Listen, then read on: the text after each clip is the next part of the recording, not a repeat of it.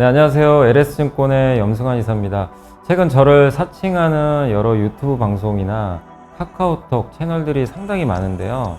저는 이제 LS증권과 함께하고 있는 이 연불리와 함께 채널에서 공식적으로 방송을 좀 하고 있고, 저를 사칭하거나 돈을 달라고 한다거나 리딩을 원하거나 이런 것들은 다 사기일 가능성이 높기 때문에 여러분들이 각별히 주의를 하셨으면 좋겠습니다.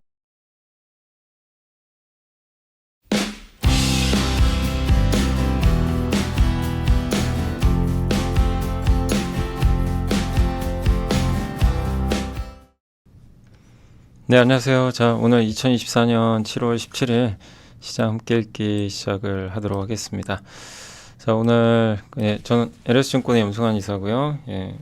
제가 보니까 이제 10만 구독자가 돌파됐더라고요. 그래서 인사 좀 드려야 될 것 같아서 너무 좀 감사드리고, 사실 오늘 좀 이렇게 기뻐할 날은 아닌 게 좀 장 분위기가 너무 안 좋아가지고 좀 그건 굉장히 좀 죄송스러운데, 그래도 이렇게 좀 10만 명 이렇게 2년 정도 걸린 것 같아요. 지금 이제 유튜브 채널 개설하고. 그래서 2년이라는 시간이 이렇게 지났는데, 그래도 꾸준하게 정말 시청해 주시고 처음부터 이렇게 봐주신 분들 너무나 감사드리고, 또 최근에 이렇게 또 구독해 주신 분들도 너무 감사드립니다. 그래서 10만에서 끝이 아니고 이제 꾸준하게 사실 구독자 수가 보다는 이게 콘텐츠가 더 중요한 거잖아요. 그렇지만 이제 어쨌든 이렇게 구독자 또 10만도 돌파했으니까 20만 또를 목표로 해서 좀 열심히 한번 더 해보도록 하겠습니다. 그래서 이렇게 항상 잘 시청해 주셔서 너무나 좀 감사드리고, 나중에 이제 10만 돌파했으니까 회사에도 한번 얘기를 해가지고 오프라인 강의도 한번 할 수 있으면 한번 추진을 또 한번 해보도록 하겠습니다. 그래서 다시 한번 이렇게 구독해 주시고 늘 시청해 주셔서 감사합니다. 자, 그리고 오늘 이제 또 본업으로 돌아와서 좀 한번 설명해 드릴게요. 오늘 사실 좀 저도 기운이 너무 빠지고요. 좀 우울한 것 같아요. 우울한 게 뭐냐면 장이 너무 좀 힘이 빠지더라고요. 오늘 또 라이브도 했는데 낮에 아침에 했을 때, 그러니까 이게 장이 지금 어느 업종이 안 좋은지 여러분들 댓글만 보면 다 알 수가 있어요. 그러니까 3개월, 4개월 전에는요, 많았던 게 조선 화장품 정말 많았어요. 로봇주도 일부 있었고. 근데 지금 조선 화장품 물어보는 분 없잖아요. 그죠? 근데 지금 그때는 반도체 좋았거든요. 그래서 반도체 질문이 별로 없었어요. 근데 지금은 거의 다가 반도체나 2차 전지예요. 그러니까 그거 보면서 지금 확실히 좀 안 좋긴 안 좋구나. 그걸 좀 많이 느꼈고, 저도 이제 반도체 워낙 긍정적으로 보고 있고, 큰 걱정은 안 하는데 좀 답답하죠. 이렇게 자꾸 좀 빠지니까 그건 좀 아쉽긴 하지만 또 잘 견뎌내야 될 것 같습니다. 반도체가 끝났다고 보진 않거든요. 근데 지금 어쨌든 시장에서는 그동안 또 많이 올라왔고 하다 보니까 좀 쉬어가는 거 아닌가. 미국에서도 엔비디아가 안 좋거든요. 그래서 그 영향을 일단 조금은 받고 있는데, 유독 좀 한국이 더 약해서 그게 좀 아쉬운 것 같습니다. 자, 아무튼 그런 것도 한번 설명해 드릴게요. 그리고 2차 전지도 설명해 드릴게요. 2차 전지도 워낙 질문하신 분들이 굉장히 많으셔가지고 제 생각과 오늘 또 보고서도 있어서 하나 설명해 드리겠습니다. 자, 미국 증시랑 트럼프 대통령 인터뷰가 있고요. 또 트렌드포스에서 좋은 오늘 반도체 보고서가 나왔고, 삼성전자가 반도체 감산 마침표를 찍었다. 그래서 사실 저 호재인데 오늘 주가에 반영은 안 됐고요. IMF가 인플레 리스크 계속되면 빨리 금리 인하해야 된다.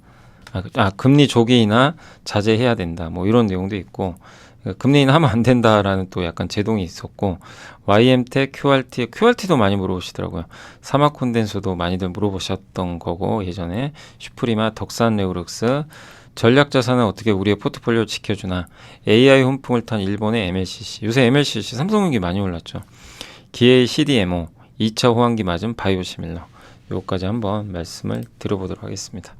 자, 그래서 이제 미국 증시는 오늘 급등했고요. 다우가 급등, 러셀 2000이 3.5. 부럽죠. 저렇게 잘 가는데 한국은 안 가니까. 나스닥은 상대적으로 못 갔지만 빠진 건 아니고요. 금리는 떨어졌고 유가도 떨어졌고, 우리나라 증시에는 굉장히 우호적인 분위기인데도 한국은 답답했습니다. 그러니까 미국은 이게 미국 시장의 특징 때문인데 빅테크는 안 좋았어요. 별로. 중소형주가 포진된 가치주라고 그러죠. 소위주. 러셀 2000이 급등했고, 그래서 어쨌든 미국도 쏠림이, 근데 이거는 그때도 말씀드렸지만 미국에 그러니까 모멘텀이 실적 모멘텀이 S&P 493개가 이제 더 좋아지는 분위기로 이제 바뀌고 있어요. 빅테크 7보다 그런 것들을 미리 좀 반영해서 분산된다. 그래서 미국 주식 하실 때도 염두에 두실 게 하반기는 그냥 뭐 주구장창 엔비디아만 간다 이렇게 생각하지 마시고 좀 분산된다. 그러니까 지금 빅테크도 애플이나 테슬라가 좋잖아요. 그런 것처럼 좀 분산될 가능성이 있다. 그래서 너무 한쪽에 쏠린 거는 좀 재미없을 수는 있다. 그러니까 엔비디아 투자하신 분들은 너무 좋았지만 상반기는 하반기는 조금 분위기가 약간은 바뀐다라고 생각하시는 것도 좀 그것도 좀 필요할 것 같습니다. 그런 좀 분위기로 가고 있다. 지금 그런 상황인 것 같고요. 그다음에 펀드 매니저 상대로 설문조사 했는데 뭐 경기가 약화될 거라고 전망하는 투자가 늘긴 늘었어요. 근데 연착륙이다. 경기 침체는 아니다. 이렇게 대부분 보고 있고 소매 판매 발표됐는데 소매 판매 데이터는 안 좋았어요. 사실은 역성장. 근데 내용은 좋아요. 왜냐하면 자동차랑 주유소 있죠. 여기가 좀 줄어서 그렇지 이걸 제외하면 플러스입니다. 무점포, 건자재 다 성장했고 식품, 자동차, 주유소 요 세 가지를 제외한 소매 판매를 그러니까 저 세 가지가 GDP에 저걸 제외한 수치가 GDP에 들어간대요.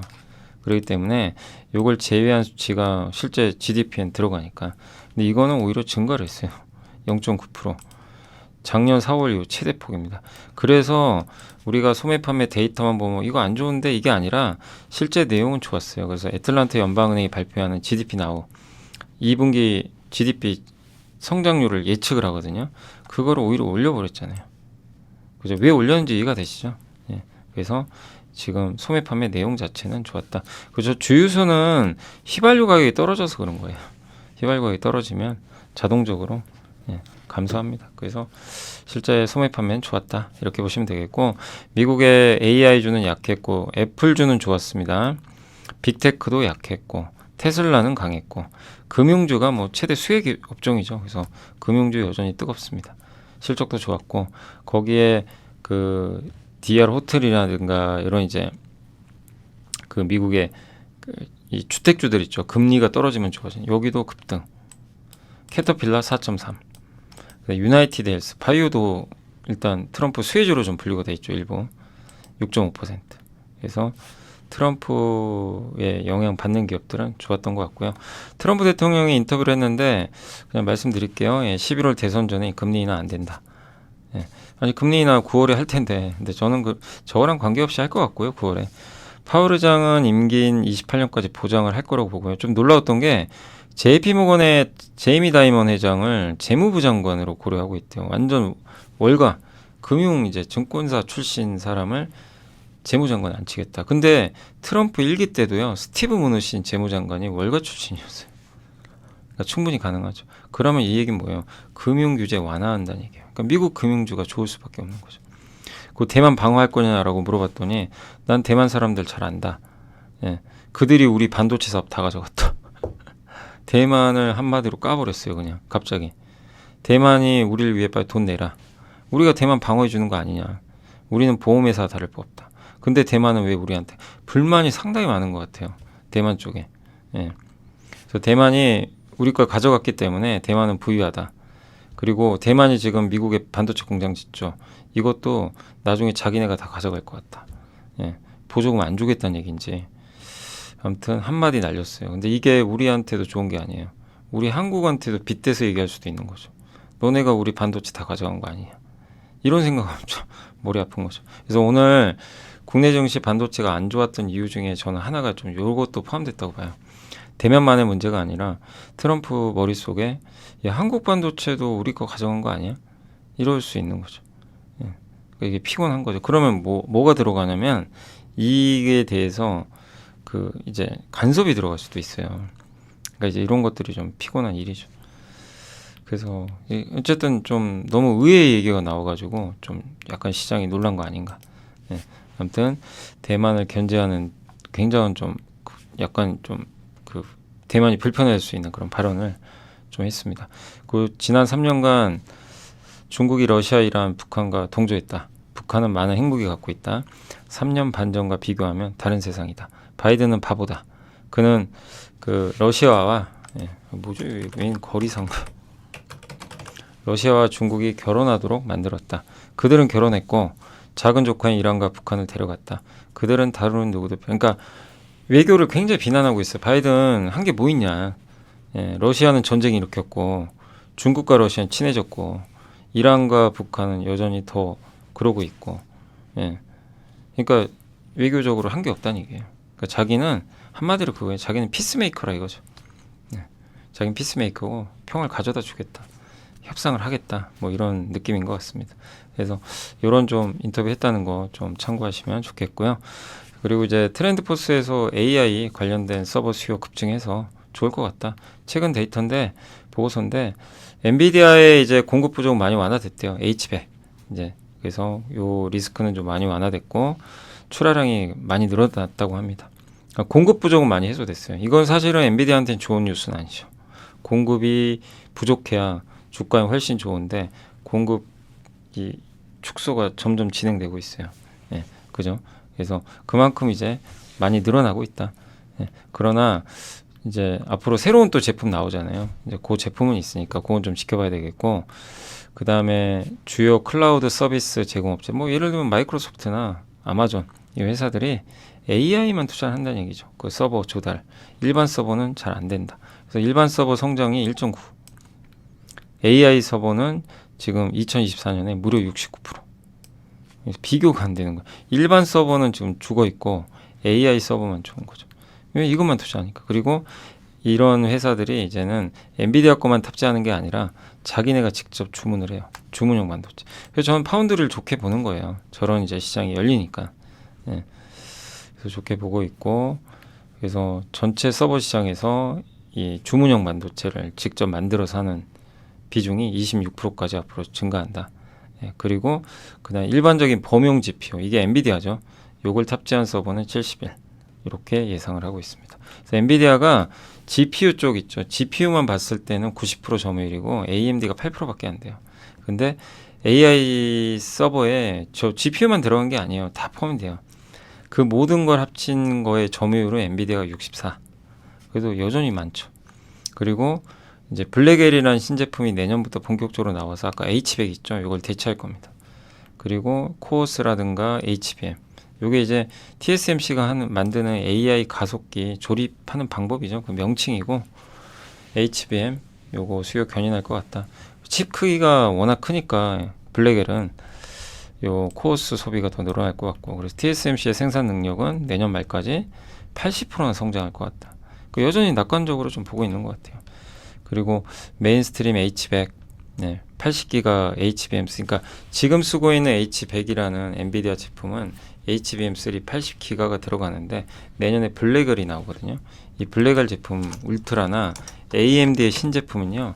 HBM3E라는 게 들어가고 288기가입니다. 그러니까 하이닉스나 삼성한테 상당히 호재가 될 수밖에 없죠. 그래서 AI 서버 시장의 성장으로 HBM 공급량은 내년에도 2배 늘어난다. 근데 이렇게 성장을 하지만 주가가 좀 많이 오르다 보니까 오늘은 조금 부진했던 거죠.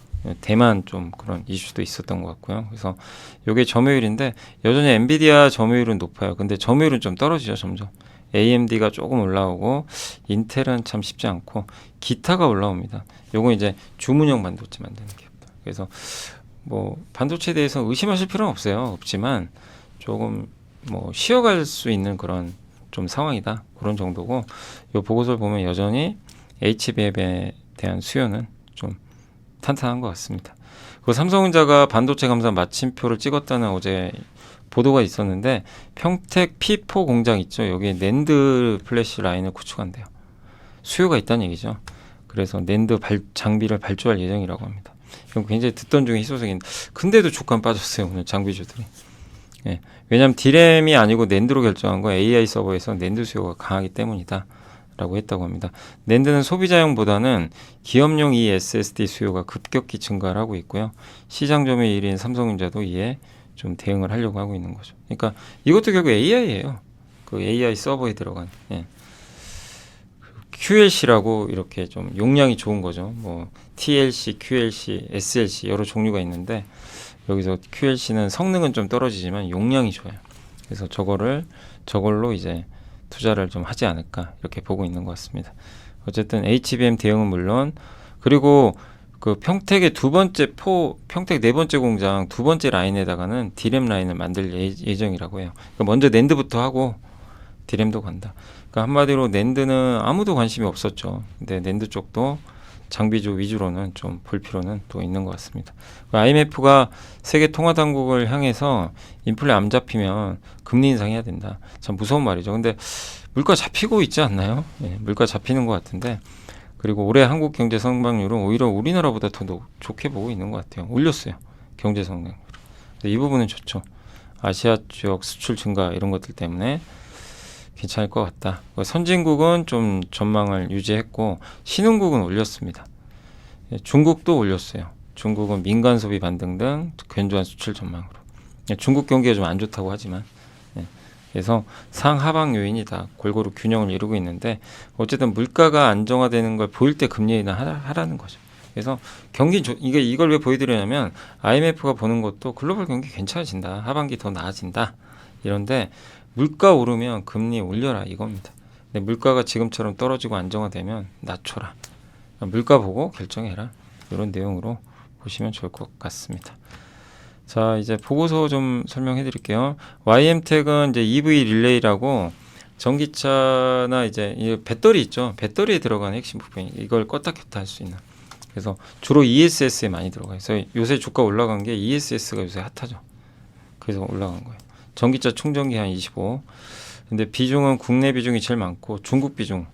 그래서 중국 비중이 좀 높은 게 특징이고, 근데 지금 이제 주목할 이유는 실적 부진이 끝난 것 같고 하반기부터 좋아지고, 그 다음에 국내 유럽 등 물량이 확대된다. 근데 이 회사가 좀 왜 이렇게 안 좋았냐면 그 주가 반토막 났잖아요. 그 이유가 중국 비중이 높은데 중국이 자국 기업들을 우대하면서 자국산을 쓰니까 이게 매출이 꺾여버린 거죠. 그래서 좀 안 좋았어요, 실제. 근데 올해 하반기부터는 그걸 좀 상쇄할 거래요. 유럽, 북미, 국내 매출이 좋아지면서. 그리고 저 이제 가장 이제 핵심적인 거는 요거죠. LG엔솔과 그 삼성 SDI가 ESS 하잖아요. 여기에도 ESS 배터리 안에 들어가거든요. 이 EV 릴레이가. 그래서 국내 업체들이 이렇게 본격적으로 북미 시장에 진출을 하면 상당히 또 수혜를 받을 수 있다는 거죠. 그리고 전기차 업체들이 이제 그 고전압으로 가거든요. 그러면 이제 고전압에도 이런 EV 릴레이가 필요한 거죠. 현대 기아차에도 샘플 물량을 공급할 예정이라고 합니다. 하반기부터. 내년에 본격 양산. 그러니까 올해 상반기가 좀까지는 안 좋았지만 이제 하반기부터는 돌아선다. 그러니까 이것도 예전에 많이들 물어보셨잖아요. 그래서 참 잘 가져가시면 좀 좋을 것 같습니다.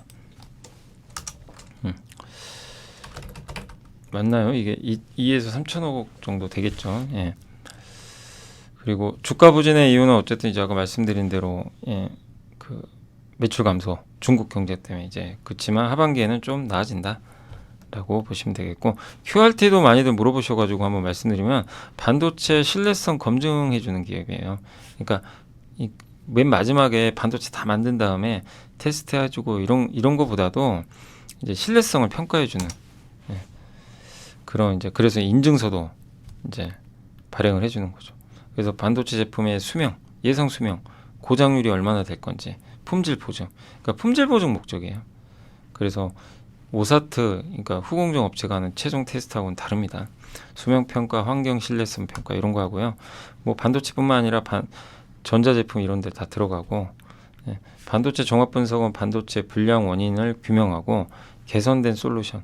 그러니까 이게 예를 들면 이거죠. 반도체 오사트 회사는 이거 딱 보고 이거 불량인데요? 이렇게 주죠. 근데 이 회사는 뭐냐면 그 원인 규명을 해주고 이제 어떻게 해야 되냐, 그 개선 솔루션 같은 거를 제시를 해준다고 합니다. 난이도가 점점 올라가고 있죠. 그래서 단가 올라가고 있고요. 신뢰성 평가 정말 중요하죠. 이거 통과 못하면 출시가 안 되는 거죠. 그리고 또 한 가지 모멘텀이 올해 주가 한번 많이 올랐던 이유 중에 하나가 그 이종 집점, 그러니까 서로 다른 종류의 반도체를 이제 합치죠. 합치는데 그때 이제 그 불량품들이 좀 생기나 봐요.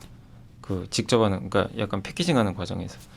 그러면은 불량품을 빼고 제대로 된 반도체를 선별해서 사용하고자 하는 그런 필요성이 있을 것 같다. 그래서 반도체 이게 리사이클이라고 합니다. 이거를. 반도체 재활용하는 거죠. 그러니까 거기에 있는 불량품을 없애고 이제 그 제대로 된 제품들은 남아 있죠. 근데 그걸 버리면 안 되잖아요. 근데 그런 것들을 잘 선별해서 할 수 있는 그런 이제 비즈니스 모델도 있는 것 같습니다. 그래서 사실 이제 그런 부분 때문에 올해 좀 많이 올랐던 것 같아요. 근데 어쨌든 지금은 반도체 소부장이 다 안 좋아서 좀 많이 빠지는 흐름인데 일단 실적은 2분기부터 돌리고요. 하반기에 HBM, CXL 관련 매출이 잡히면서 상저하고다. 그러니까 지금 좀 견뎌내시면 좋을 것 같습니다. CTT 리서치에서 그 사마콘덴서도 요즘에 좋은 이유가 있어요. DC링크랑 MLC 둘 다 이게 자동차 쪽에 들어가는데 주로 하이브리드 카에도 들어가거든요. 근데 이 DC링크가 한 개가 지금 하이브리드에 들어가는데 전기차는 2개 들어가요. 근데 현대차 그룹에 납품하기로 했죠.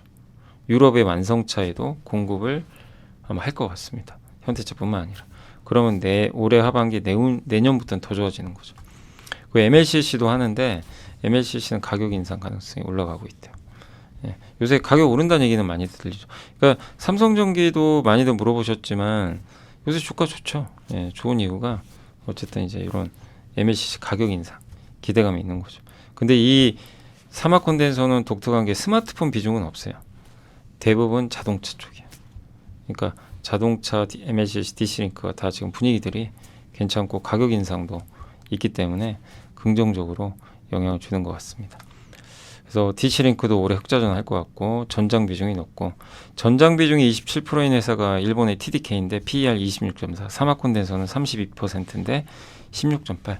그래서 어쨌든 삼성전기든 그 사마 콘덴서 방향성은 위로 간다. 보고 있다. 이렇게 보시면 되겠고 슈프리마는 그 얼굴 인식 있죠. 이렇게 딱 요새 어떤 출입문 통과할 때 지문 인식하고 그런 거 있죠. 근태 관리할 때 그 통합 보안 시스템 그리고 스마트폰에 여기 지문 인식 있잖아요. 여기 이렇게 누르면 그 안에 들어가는 솔루션 그거 만드는 회사입니다. 그래서 그걸로 이제 안정적으로 돈을 벌고 있고 예. 올해는 판가 높은 안면식 제품 매출액이 50%를 넘을 걸로 보고 있고 요게 이제 스마트폰에 들어가는 거죠. 국내 기업들이 북미에 공장 많이 짓죠. 그거 다 보안 시스템 있어야 되겠죠. 이제 그런 수주도 기대를 하고 있고 중국 회사까지 쓸 건 아니니까 미국에서 다수의 국가에 진출한 상황이고요. 근데 M&A를 좀 하라는 얘기예요. 약간 두 가지 주문을 했어요. M&A도 하고 주주환원도 좀 더 해야 된다. 예, 그런 내용입니다. M&A를 해서 좀 더 성장할 수 있는 걸 보여달라. 왜냐하면 현금이 많아요. 순현금이 714억, 시총 1,800억인데 배당은 준 적이 없어요. 제가 찾아봤거든요. 아니 배당을 왜 안 주죠? 돈을 잘 벌고 있는데 잉여 현금으로 있죠. 설비 투자 끝내고 남은 돈. 이게 매년 100억 정도 돼요. 근데 100억 정도 이렇게 꾸준히 벌어주는데 지난해는 193억. 이 돈의 일부를 배당 줘도 되거든요. 근데 배당을 안 주는 건 좀 아쉽고 자사주도 직접 취득한 적이 없고 신탁 계약만 체결을 했어요. 예. 그래서 자사주 근데 일단 매년 하긴 해요. 매년 그 신탁 계약 맺어가지고 20억씩은 취득을 하고 있습니다. 다만 이걸 소각을 하면 좋은데 소각을 못한 게 좀 아쉽고요. 그래서 ROE도 높아서 괜찮은데 다른 건 좋은데 조금 더 적극적인 주주 환원 조금만 더 해주시는 것도 좋을 것 같고 M&A도 좀 고민 필요하다. 주가 저평가돼 있어요. 그래서 상당히 가치적인 면에선 매력은 있는 것 같습니다. 덕산네오록스는 일단 2분기 실적 기대보다는 좀 못하더라도 3분기 괜찮을 것 같고 올해 전체는 좋고요. 특히 AI PC의 OLED 이제 들어가는 그 이게 기기가 화면이 커지니까 스마트폰에서 벗어나잖아요. TV 여기 노트북 태블릿 PC. 그래서 저는 내년까지 사이클은 좋을 수 있다. 이렇게 보고 있고 올해 전체 이익 좋고요. 현재 평균 PER도 과거보단 낮아요. 옛날에 24.1배인데 지금 18.9배. 그리고 IT OLED 시장 성장하고 오늘 또 신문기사 나왔는데 애플이 폴더블 폰 26년부터 할 수 있다. 이런 얘기가 있었거든요. 근데 거기 들어가는 이제 특수 소재죠. 블랙 PDM. 그걸 애플이 채택할 거란 얘기도 있어요. 그래서 아직은 모르지만 그리고 삼성 이제 디스플레이가 8.6세대 IT OLED 신규 라인을 이제 뭐 가동을 하게 된다면 또 거기에 소재가 들어가니까 수혜를 받을 것 같습니다. 그래서 주가 부담도 없고 업황도 살아나고 예, 괜찮은 그런 흐름인 것 같고요. 신한에서 노동길 연구원님이 전략자산 어떻게 우리의 포트폴리오 시키냐. 이게 뭐냐면 누가 되든 간에 미국 우선주의 변한 게 없고요. 한국은 반도체, 2차전지, 바이오헬스에서 세계적으로 높은 경쟁력을 갖고 있는 거 아시죠? 근데 투자들은 막연히 트럼프를 두려워합니다. 저도 그래요. 트럼프 되면 별로 안 좋을 것 같아요. 막연할 수도 있지만 관세부가 막 한다고 하니까. 근데 한국에 우리나라가 이제 미국에 수출하는 거의 성질을 보면 옛날에는 상품 수출을 많이 했지만 지금 뭐가 많냐면 직접 미국에 투자한 거예요. 공장 짓고. 그죠? 그래서 대미국 무역 수지 흑자는 바이든 집권기에 급증을 했어요, 실제. 근데 반도체 자동차가 잘 된 것도 있지만 외국인 투자가 늘어난 거. 이 뭐죠? 요게 진한 색선이 우리나라가 미국에 이제 벌어들인 흑자예요. 무역 수지. 많이 늘었죠. 역대급이죠. 미국 수출이 잘 되니까. 근데 우리나라가 회색이 뭐냐면 미국에 직접 투자하는 금액이에요. 뭐예요? 미국에 공장 짓고 있죠. 네. 그러면서 그러니까 이 얘기는 뭐냐면 트럼프가 우리나라에 대해서 트집 잡기가 어렵다는 거예요. 야, 너네 이러이러해서 미국에서 돈 많이 벌었잖아. 뱉어내. 이게 안 된다는 거죠. 왜냐면 우리 할 말이 있다는 거예요. 아, 우리가 미국에 공장 짓고 그 비싼 땅에 공장 짓고 인력 창출해 줬는데 뭔 소리를 하냐. 예, 우리한테 혜택을 더 줘야지. 이렇게 우리가 반박을 할 수가 있다는 거죠. 예, 트럼프가 만약에 그렇게 나오면. 그러니까 할 말은 해야죠. 그죠? 그래서 그러니까 옛날에는 트럼프 집권기엔 보세요. 미국에 흑자도 있었지만 예, 미국 직접 투자 많지 않았어요. 그때는. 지금은 상황이 좀 많이 바뀌었다는 거죠. 예, 그래서 우리나라가 분명히 미국의 어떤 이런 부분에 이익을 담당했던 뭐 증명 데이터가 있으니까 예, 그래서 통상 마찰 가능성은 높지 않다. 그리고 전기차 뭐 친환경 규제한다고 하는데 친환경은 좀 피해를 볼 수는 있다고는 하는 것 같아요. 친환경은. 근데 배터리는 다르게 봐야 된다. 왜냐하면 지금 모빌리티가 100년 만에 그러니까 저도 이 논리는 굉장히 동의를 하거든요. 100년 만에 모빌리티 혁명이 왔는데 주가가 안 가니까 사람들이 이걸 다 잊어버려요. 예, 모빌리티 오는 거 맞거든요. 전기차가 반드시 있어야 되고요. 거기에 자율주행이 같이 가요. 그 사이클이 제대로 오지도 않았어요. 근데 오려고 했는데 도태돼 버린 거죠. 지금 갑자기 분위기가 전기차를 안 사니까. 근데 끝난 게 아니라는 거죠. 예. 그래서 이건 명백한 팩트죠. 100년 만에 모빌리티 혁명이 왔는데 전기차와 자율주행은 같이 간단 말이에요. 그래서 단순 이동수단이 아니란 얘기죠. AI가 여기 접목이 되고. 그래서 테슬라가 하는 거 보면 답이 나왔잖아요. 예. 그래서 어떻게 보면 끝판왕인 테슬라를 직접 투자하는 것도 좋은 방법일 수도 있어요. 사실 그거 하나면 끝나니까. 근데 워낙 많은 밸류체인이 있으니까. 예. 근데 어쨌든 이 시장에서 각축적인데 여기서 제일 잘하는 국가가 의외로 독일이랍니다. 그 다음 중국. 미국과 한국은 좀 경쟁력이 그 밑에 있고 미국이 가장 경쟁력이 좀 떨어져요. 근데 만약에 미국은 이제 중국 견제까지 하고 있는데 이런 상황에서 친환경, 그러니까 예를 들면 전기차를 후퇴시켜 버리면 결국 모빌리티 혁명 주도권을 미국 스스로 놓친다는 얘기예요. 그래서 트럼프가 된다고 해서 전기차나 배터리를 포기할 것 같지는 않아요. 전략 자산이라는 거죠. 근데 친환경은 좀 다를 수도 있다는 거죠. 뭐 태양광이나 풍력은 좀 러스벨트에서 좀 반대급부가 있어서 축소할 수도 있겠지만, 예. 어쨌든 이제 화석연료랑 반대되니까 그럴 수도 있겠지만 전기차 후퇴 가능성은 높지 않다 이렇게 보고 있는 것 같습니다. 그래서 우리나라 기업들이 이렇게 국부를 창출해주고 있는 거죠. 미국에서. 예. 있는 상황에서 그 중에 핵심이 반도체랑 배터리거든요. 근데 이 배터리를 그냥 등한시하고 그럴 것 같지 않다는 거죠. 그리고 트럼프도 자기 뭐라고 했냐면 자기는 사이버 트럭의 열렬한 팬이라고 본인이 스스로 얘기를 했어요. 그래서 전기차에 아주 반하거나 그러지는 않을 것 같긴 한데 그러나 지금 시장은 그걸 우려하고 있습니다. 전기차를 등한시하고 후퇴시키고 그러니까 이제 배터리가 안 좋은 거죠. 근데 일단 좀 지켜보자고요. 그래서 저도 이제 개인적으로는 너무 2차전지 지금 안 좋잖아요. 안 좋고 공포심 심하고 하지만 지금 이미 나오락제 다 나왔고 예, 여기서 뭐 나빠질 게 뭐가 있는지 모르겠어요. 전기차 이제 잘 팔려야죠. 잘 팔려야 될 것 같고 트럼프 리스크도 반영은 지금 하고 있으니까 너무 좀 두려워하지 마셨으면 좋겠고 그 다음에 이제 결국 핵심은 반도체, 배터리, 바이오래요. 네. 이 세 가지를 우리나라가 전 세계에서 제일 잘하죠. 잘하는데 이 세 개는 미국이 다 필요로 하는 것들이에요. 왜? CDMO 중국이 잘했는데 중국 생물봉합법 대처하려고 그러죠. 반도체 중국 아예 못하죠. 배터리 중국이 세계 1위입니다. 미국에선 못해요. 근데 이런 거를 바이든 정책인데 트럼프라고 바뀔까요? 그럴 것 같지는 않아요. 저는 초당적이라고 보고 있기 때문에 그래서 이 두 가지는 걱정 없죠. 반도체나 바이오헬스는 크게 뭐 바이든 피해주도 그러니까 트럼프 피해주가 아니니까 제일 문제가 이 배터리 쪽인데 이것도 좀 잘 인내하시면 좋을 것 같습니다. 이 논리에 동의를 하시면 좀 끝까지 좀 버텨보시면 좋을 것 같아요. 그리고 이제 신한의 최원석 연구원님이 MLCC 스마트폰 출하량이 증가하고 전자제품에 들어가죠. 전기 저장했다가 필요할 때 뽑아 쓰는 거예요. 댐 역할을 해주는 거예요. 그래서 반드시 필요합니다. 일본이 60% 점유하고 있는데 어쨌든 올해 두 자릿수 성장할 거고 AI 기기에 AI가 들어가면요 스마트폰은 10%가 더 들어가고요 PC가 30% 더 들어갑니다.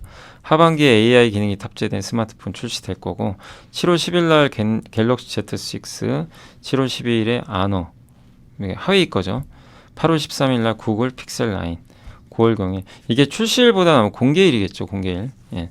그래서 9월경에 애플 아이폰 16, 하반기에 화웨이 메이트 70 이런 제품들이 대기 중이에요. 그럼 MLCC가 더 들어가는 거죠. 스마트폰 출하량도 올라가고 PC도 또 자동차도 자동차 MLCC 많이 들어가죠. 스마트폰에 1000개면 자동차 3000개, 전기차는 18000개. 그리고 일본이 점유율이 굉장히 높아요. 근데 그래서 일본 기업을 좋게 보시더라고요. 근데 이제 저는 국내 관점에서 말씀드리면 엔저가 끝날 가능성이 조금씩 높아지죠. 지금도 엔저는 맞는데 엔저가 달러 약세가 만약에 좀 진행이 되면 미국이 금리 낮추면요. 엔저보다 엔고로 갈 가능성이 높아요. 그러면 삼성전기한테 유리합니다. 일본과 경쟁하거든요. 그래서 삼성전기를 저는 좀 긍정적으로 보는 게 이런 부분도 있어요. 예. 일본 업체들보다. 예. 그러나 이건 좀 지켜봐야 될 것 같습니다. 자, 그리고 이제 바이오 시밀러 그 보고서가 하나 있어가지고 그거 한번 사실 어제 그 보고서인데 오늘 좀 설명해 드릴게요. 오늘도 시간이 좀 부족하긴 하지만 빨리 한번 해보겠습니다. 글로벌 바이오 의약품 CDMO 바이오 위탁 생산 시장이 연평균 12.3% 성장할 걸로 보이는데요. 어쨌든 기본적으로 성장하는 시장이죠. 너무 복잡하죠. 바이오 만들려면 의약품. 그러니까 아무나 못해요. 굉장히 진입장벽이 높은 산업입니다. 근데 팬데믹으로 CDMO 수요가 확 꺾여버렸죠. 의약품 부족했고 제약사들은 어쨌든 그러니까 수요 기폭제가 된 거죠. 제가 잘못 해석했습니다. 그러니까 CDMO 수요에 엄청난 효과를 줬어요. 약은 없죠. 글로벌 제약사들은 약을 만들어야 되는데 이게 공간이 부족하니까 예, 그래서 맡겨버렸어요. 삼성바이오 같은 기업한테 만들어주세요. 그래서 시장이 커졌고 22년 기준 100개 정도가 있는데 상위 5개사가 전체 50%. 이 중에 이제 삼성바이오도 포함이 돼 있죠. 삼성바이오가 9% 정도 점유를 한다고 이렇게 나와 있더라고요. 어떤 데서 뭐 1위라고 하던데 일단 22년 기준으로는 1위가 논자입니다. 스위스의 론자가 20.7로 1위입니다. 2위가 캐털런트. 여기가 이제 2위고 노보노디스크가 인수해버렸어요. 비만 치료제 만들어달라고. 그 공장 필요해가지고. 대단한 거죠. 그래서 비만 치료제 위고비아 삭센다 생산을 맡게 되면서 글로벌 2위에서 이제 1위로 갈 수도 있대요. 그런 좀 그 부분이고 미국의 생물보안법은 이제 지겹죠. 제가 워낙 많이 말씀드려가지고 아마 이제 다 아실 것 같고 한마디로 법안이 제정되면 미국 내에서 미 연방자금 지원받는 의료 서비스 제공자는 중국의 BGI 그룹, 그 자회사, 그 다음에 우시앱테크 이런 기업과 사용하지 마라. 다만 2032년까지 이미 계약이 된 건 써라. 기존 계약은 쓰게 해주겠다. 그러나 이 법안 제정 후에는 신규 계약은 하지 마라. 이거고 더 강화된 게 우시바이오까지 포함이 됐어요. 규제 대상. 우시바이오는 세계적인 CDMO 기업이에요. 예. 그래서 저게 포함된 건 굉장히 큰 영향을 주는 거죠.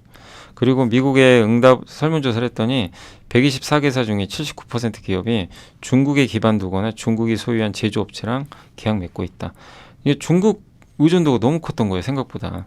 74%가 전임상 및 임상 서비스에서 중국 기업과 계약 중이고요. 30%는 승인된 거 있죠. 이미 상업화된. 그걸 위해서 또 중국과. 그러니까 이 골고루 다 들어가 있어요. 중국 기업들이. 그러니까 이거에 이제 위협을 느낀 거죠. 미국은 반도체, 배터리, 바이오가 3대 히토류까지 핵심 부품인데 바이오도 중국이 장악할 거 두려운 거예요. 그래서 규제를 하겠다는 겁니다. 우시바이오는 글로벌 3위예요. 3위고 미국 매출 비중이 47%입니다. 그래서 주가가 폭락을 했어요. 이 부분 때문에. 우시앱테크는 비만 치료제 마운자로와 젯바운드에 들어가는 원료 의약품까지 만든대요. 그러니까 이게 경쟁력이 엄청난 기업들이에요. 네. 현재 이제 중국 CDMO 업체들이 정말 미국에 많이 들어가 있는데 이게 법이 통과되면 이제 중국은 힘들어지는 거죠. 그래서 지금 많은 회사들이 중국의 빈자리를 메꾸려고 투자를 하려고 한다고 합니다. 로슈도 있고 또 후지필름 4월에 미국 노스캐롤라이나의 그 대규모 세포 배양 CDMO 사업 확장하기 위해서 투자 발표했고 인도 제약사도 미국에 근데 트럼프 공약 중에요. 트럼프 정책 중에 미국에 공장 지으라 이거예요. 바이오 미국의 생산이라 이게 들어가 있어요. 그래서 우리나라 삼성바이오도 아마 고민을 해야 될 것 같아요. 삼성바이오도 고민 필요하죠. 미국에 지으면 유리합니다. 지금 약간 그런 분위기로 갈 것 같아요.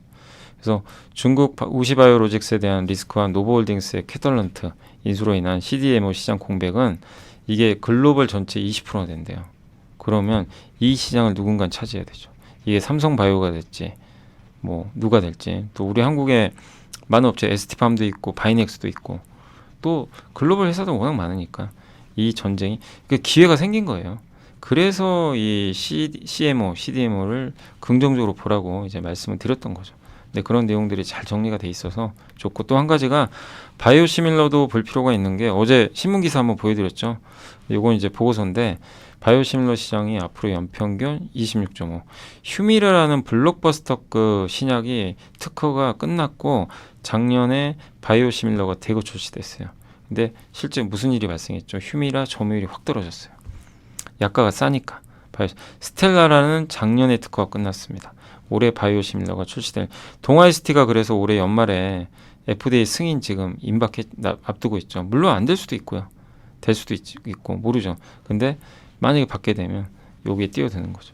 25년 솔리리스. 그래서 이게 좀 정리한 건데 스텔라라, 프롤리아, 퍼제타, 투루리시티, 키트루다, 옵디보 코센틱스. 네, 요게 50억 달러 정도 될 거야. 요게 40억 달러면 우리나라 돈 다 5조가 넘는다. 이 5조가 넘으면 대부분 블록버스터라고 그래요. 1년 매출이. 요게 줄줄이 대기 중입니다. 내년에 프롤리아, 26년, 27년. 스텔라라는 이미 됐고.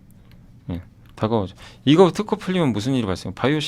바이오시밀러는 복제약이잖아요. 바이오 의약품에 뛰어드는 거죠. 그러니까 바이오시밀러 업체들한테는 기회가 많이 생기는 거예요. 또 미국에서도 IRA 법안 시행하면서 8,000달러 이상일 경우에는 그 정부랑 보험사가 20 내고 정부가 80을 보존을 해줬어요. 약값을 부담금을. 근데 IRA 법안이 시행되면 2,000달러 이상 이제 연간 지출이 만약에 환자가 나 이제 2,000달러 이상 더 내야 된다. 연간 치료비로. 그러면 2,000달러 넣는 금액을 정부가 20 정도 내고요. 보험사가 무려 60을 내야 돼요. 그럼 보험사 입장에서는 이제 큰일 난 거예요. 자기가 이제 약을 비싸게 처방하면 할수록 보험사 부담이 커져요. 그럼 바이오시밀러로 가야 돼요. 어쩔 수 없이. 그래서 바이오시밀러 시장은 요게 내년에 시행됩니다. 커질 수밖에 없는 거죠. 그러니까 이런 이제 배경 지식을 좀 이해하시면 좋겠죠. 그리고 그래서 그 내용이 여기 들어가 있는 거고, 그다음 맨 마지막에 바이오시밀러에서 제일 큰 게 면역질환 치료제래요. 면역질환 치료제. 그러니까 자가 면역 질환은 우리가 이제 면역 체계가 돌아가잖아요. 그래서 병원이나 이런 세포가 들어오면 얘가 공격해서 없애버리거든요. 근데 정상 세포를 공격하면 큰일 나잖아요. 자가 면역 질환은 정상 세포를 이제 공격해버리는 거예요. 그 몸이 이제 아파지는 거죠. 대표적인 크론병, 류마티스 관절염, 뭐 건선 이런 것들이 있다고 합니다. 근데 여기서 가장 많이 쓰이는 게 TNF 알파 억제제라고 하는데 이 면역 세포와 염증을 정상적인 신체에서는 조절을 해서 면역 반응에 중요한 역할을 하지만 너무 과도하게 만들어지면 만성 염증성 질환의 원인이 된다고 합니다. 그래서 이걸 억제해 주는 거예요. 저 TNF 알파 억제제는 정상적일 게 괜찮은데 너무 많이 생성되면 문제가 생기니까 이를 억제시켜 준대요. 그래서 자가 면역 질환 환자들은 너무 면역 세포가 활성화돼 가지고 멀쩡한 세포를 공격하면 어떻게 돼요? 큰일 나잖아요. 그래서 그걸 막아주기 위해서 저걸 억제시켜 준다고. 저게 바로 치료제래요. 저 원리가. 그래서 휴미라, 엠브렐, 레미케이드가 이제 셀트리온이 만든 렘시마 있죠. 그거 이제 오리지널 약 이름이 레미케이드입니다. 그렇게 보시면 될 것 같아요. 그래서 그렇게 돼 있고 염증성 장질환에서는 인플릭시맘이 이제 많이 처방이 되는데, 근데 여기서 핵심은 뭐냐면요. 이런 것들을 치료받으려면 5시간 동안 병원 가서 정맥 주사를 맞아야 돼요. 근데 너무 불편하죠. 너무 불편한데 그 셀트리온이 이번에 출시한 게 진펜트라라고 있어요. 미국에 승인 받았거든요. 그러니까 그 피하 주사 맞으면 돼요. 피하 주사. 피하 주사 뭐죠? 엉덩이도 있고 복부도 있고 자기가 직접 해도 되고 가까운 동네 병원 가도 되고 5분이면 끝납니다. 그렇게 되는 거죠. 예. 그렇게 해서 할 수가 있는 거죠. 그래서 예, 요게 바로 이제 그 어떻게 보면 그 진펜트라 예, 타겟 환자들이라고 보시면, 그러니까 진펜트라 타겟 환자는 한마디로 그동안은 너무 불편했어요. 병원까지 가야 되는데 셀트리온이 이걸 내놓으면서 이제 그렇게 안 해도 되는 거죠. 그래서 이미 유럽에서는 데이트를 쳤고 큰 히트를 쳤고 이제 미국에 올해 하반기부터 본격적으로 매출이 나오지 않을까 이렇게 또 전망을 하고 있는 것 같습니다. 근데 이 SC 제형 기술을 또 만들어서 주가 날라간 기업이 알테오젠이죠. 예, 알테오젠은 그 또 기술을 갖고 있죠 따로. 예, 그래서 피하 주사 요것도 바이오시밀러한테 유효하다 이런 내용이니까 참고하시면 좋겠습니다. 그래서 바이오시밀러도 좋고 CDMO도 좋고 이런 것들 한번 공부를 해보시면 좋을 것 같습니다. 그러니까 우리나라에서 이제 바이오시밀러 하면 대표적인 게 셀트리온, 삼성바이오로직스의 자회사 삼성바이오에피스, 동아ST 이런 기업들이 있겠죠. 예. 자, 그리고 이제 공시 좀 보여드릴게요. 공시는 어제 공시가 잠깐만요. 내부자 매수가 왜 여기 표시가 안 되죠? 어제 내부자 매수 누가 있었냐면요. 제가 여기다 안 적어놨네요. 그 KCC 글라스 있죠. KCC 글라스의 정몽희 회장님 아시죠? 그분이 갑자기 주식을 산 거예요. 45거치. 3년 만에. 그러니까 한번 공부해 보세요. 그러니까 여기 어제 제가 적어놨는데 안 들어오네요. 그러니까 KCC 글라스의 정몽희 회장님이 어제 어쨌든 내부자 매수를 하셨으니까 그건 좀 여기 제가 여기다 적었네요. 죄송합니다. 어쩐지 제가 밤에 졸았나 봅니다. 제가 보통 이제 밤에 이거 하거든요. 7월 16일이죠. 네.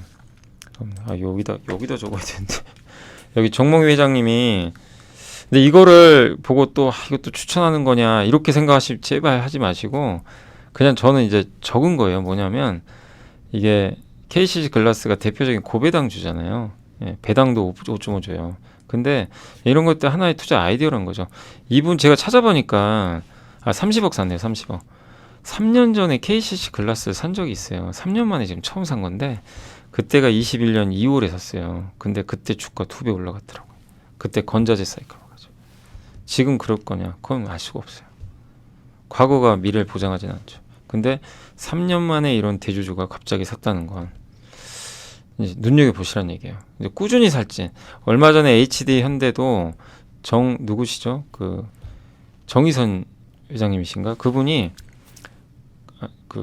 정의선 아니죠. 이름이 제가 갑자기 헷갈리는데 아무튼 HD 현대 정기선 회장님이 올해만 430억을 산 거예요. 주식을. 올해만 전체 다. HD 현대. 엄청나게 사긴 사더라고요. 그러니까 한번 여러분들도 KCC 글라스도 한번 여러분들이 지켜보세요. 예, 지켜보시면 또 좋을 것 같습니다. 그러니까 업데이트를 해보세요. 앞으로도 꾸준히 사는지. 예. 근데 만약에 이제 정몽희 회장님이 앞으로 더 살 거면 사전 공시를 하시겠죠. 29억이니까 6개월 합쳐서 30억 넘으면요 사전 공시해야 됩니다. 예, 그래서 사전 공시 할 수도 있으니까 그런 것도 7월 24일부터 시행되니까 염두에 두시면 되겠고, 그 다음에 전자공시로는 이거 왜 안 뜨죠? 잠시만요. 빨리 끝내야 되겠네요. 벌써 5시 8분입니다. 이게 시간이 다 돼가지고 큰일 났네. 아이패밀리 SC는 여기 김태욱 대표가 또 샀고요. 그 다음에 JC케미칼은 좀 모르시는 분도 계시겠지만 김수남 이사가 어쨌든 매수를 했고요.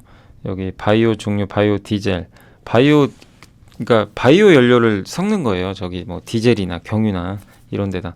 그래서 약간 친환경적으로 약간 하는 거죠. 그런 사업을 좀 하는 회사인데 여기 이사라는 분이 3억을 샀어요. 그래서 좀 그 부분이 좀 특징적이어서 말씀을 드렸습니다. 제가 보니까 전자공시는 어제 없었고 내부자 매수가 다 있었는데 바꿔서 제가 적어놨네요. 여기다 적어야 되는데. 그래서 여기까지 말씀을 드리겠습니다. 자, 그리고 빠르게 한번 해보겠습니다. 오늘 종합주가 지수는 좀 0.8% 정도 하락을 해서 좀 안 좋았고 좀 우울해요. 이런 거 보고 있으면 그리고 이게 또 주가 안 가면 좀 저도 뭐 항상 좀 죄송스럽고 예. 어쨌든 코스닥은 마이너스 1.2%나 진짜 시장이 안 되네요. 코스닥 너무 답답하고 오늘은 뭐 화이자 관련주 좀 좋았고요. 뭐 서울제약 때문인 것 같고 요새 뭐 피팅주 난리가 아니죠. 예. 말씀드린 대로 그거잖아요. 트럼프 수혜주잖아요. 그죠? 예. 그리고 오늘은 건설주 또 좋았고 조선주 트럼프 수혜주입니다. 오늘은 삼성이 좋았습니다. 관광업체도 트럼프 수혜주고 정유는 오늘 아무래도 SK이노베이션이 뭐 합병 이슈가 좀 있었던 것 같고요. 조선기자재도 오늘 어쨌든 STX 중공업 말씀드렸죠. 그 이제 HD 그룹에 편입이 되면서 좋았던 것 같습니다. 그리고 오랜만에 패션주, 의류주도 좋았어요. FNF가 오늘 그 디스커버리 있죠. 이것도 옛날에 몇 분 물어보셨던 것 같은데 6만 원대에서 그때 어떻게 되냐 그냥 버티시라고는 했는데 디스커버리 상표권을 가져왔대요. 예, 독점권을 중국하고 동남아에 파는 걸. 아마 그게 호재로 작용했던 것 같습니다. 그래서 뭐 오랜만에 희소식 나왔고 화장품 오늘 괜찮았고요. 예, 그래서 다 괜찮았는데 아쉬운 건 반도체죠. 반도체가 박살이 났습니다. 어제 제노셈 거의 상 근처 가지 않았나요? 테크인 급락. 근데 뚜렷하게 뭐 악재 나온 건 없는데 그냥 뭐 반도체를 다 두들겨 패버렸습니다. 그러니까 우울한 거예요. 이게 반도체 가뜩이나 요새 또 흘러내리고 있었는데 소부장은. 그래서 좀 잘 견뎌주시고요. 업황에 저는 변화는 없다고 생각을 하는데 아무튼 이렇게 무너질 때 반도체 소부장은 투자를 하는 게 더 좋아요. 과거에 항상 그랬어요. 결과론적으로. 근데 우리는 그렇게 안 되죠. 좋을 때 사게 되죠. 자꾸만. 안 좋을 땐 사기도 싫고. 근데 반도체는 반대로 해야 됩니다. 누누이 많이 말씀을 드렸지만 지금 이제 투자 심리가 굉장히 안 좋아요. 근데 어쨌든 도망가지 마시고 잘 이겨내시면 좋을 것 같습니다. 그래서 오늘 좀 반도체가 안 좋아서 증시가 안 좋았고 태양광은 여전히 안 좋고요. 예, 다만 하나솔루션은 조금 버티고 있고 2차전지도 너무 안 좋고 예, 쉽지가 않습니다. 오늘 뭐 율촌화학도 많이 빠지고 첨보 뭐 그러니까 안 통해요. 근데 아까 좀 신한증권 보고서처럼 저는 뭐 배터리까지 그렇게까지 전기차까지 아주 극심하게 할 것 같지는 않거든요. 예. 어쨌든 시장은 너무 우려를 하는 것 같습니다. 해운주도 좀 안 좋았고, 네. 카지노, 폴더블 폰도 이제 애플 참전하는 것도 뭐 그렇게 크게 영향을 못 주는 것 같아요. 그래서 오늘 좀 빠져버렸고, 전체적으로 IT는 다 안 좋았고요. 조선과 이런 쪽이 좀 좋았던 하루였다라고 일단 말씀을 드리고 싶고, 오늘 그리고 어쨌든 시장이 좀 마무리가 됐는데, 요게 이제 오늘 그 이제 대표 기업들이니까 뭐 아이고 튕겨버렸네요. 예. 자, 그래서 오늘 이제 여기 보면 그 시가총액 상위 기업들 보면 대부분 안 좋았고 뭐 삼성바이오는 괜찮았고 그러니까 바이오나 일부 은행하고 조선주 그러니까 대부분 이제 트럼프 수혜주들 위주로 갔고 피해주들은 많이 빠졌고 특히 반도체 소부장은 그냥 대만 발언도 있었고 엔비디아도 좀 흔들리고 막 이러면서 주가들이 많이 위축됐고 ASML 실적 발표도 있었는데 좀 기대에 못 미쳤던 것 같아요. 아마 그런 부분도 부정적이었다. 그래서 오히려 저는 기회는 기회다. 기회가 왔는데 어쨌든 갖고 계신 분들은 잘 인내를 해주시면 좋을 것 같습니다. 2차전지도 마찬가지고요. 그래서 너무 두렵다고 도망가실 필요는 없는 것 같습니다. 그리고 SK나 합병 이사회 통과된 것 같아요. 이사회에서는 한 것 같고 다만 주가는 뭐 그렇게 큰 영향을 뭐 주진 않은 것 같은데 좀 더 봐가지고 말씀드리겠습니다. 그래서 주주총회 또 통과돼야 되니까 한번 더 그 이렇게 내용들 좀 살펴보고 제가 기사만 봐가지고 그래서 시간의 거래에서는 좀 오르는 것 같긴 하더라고요. 그 SK 이노베이션 같은 경우는 그래서 한번 그건 또 정리해서 말씀을 드려보겠습니다.